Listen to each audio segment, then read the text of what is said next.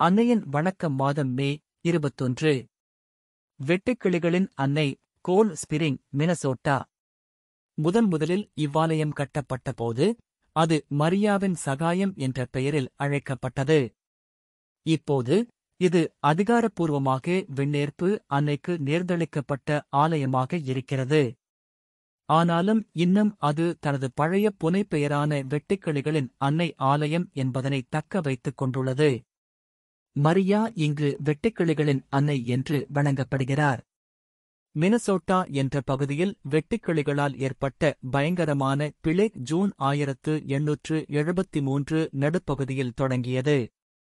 தென்மேற்கு மினசோட்டாவில் உள்ள விவசாயிகள் மேற்கிலிருந்து ஓர் இருண்ட புயல் மேகம் போல் நகர்வதைப் பார்த்தார்கள். ஆனால் அது மழை தாங்கும் மேகம் அல்ல, இது மில்லியன் கணக்கான வெறித்தனமான மலை வெட்டுக்கிளிகளின் மேகமாக இருந்தது. வெட்டுக்கிளிகள் எல்லா பயிர்களையும் அழித்தன. இது உள்-இர் விவசாயிகளுக்கு பேரிழப்பை ஏற்படுத்தியது. இது பல ஆண்டுகளாக நீடித்தது. இறுதியில் மினசோட்டாவின் ஆளுநர் ஜான் எஸ். பில்ஸ்பரி 1877 ஏப்ரல் 26 வெட்டுக்கிளிகளிடமிருந்து கடவுளின் விடுதலையை கேட்கும் பிரார்த்தனை நாளாக அறிவித்தார். அச்சமயத்தில் லியோ விண்டர் என்ற குரு கோல்ட் ஸ்பிரிங் என்ற இடத்தில் உள்ள தம் பங்கு மக்களிடம் ஒரு வேண்டுகோளை முன்வைத்தார்.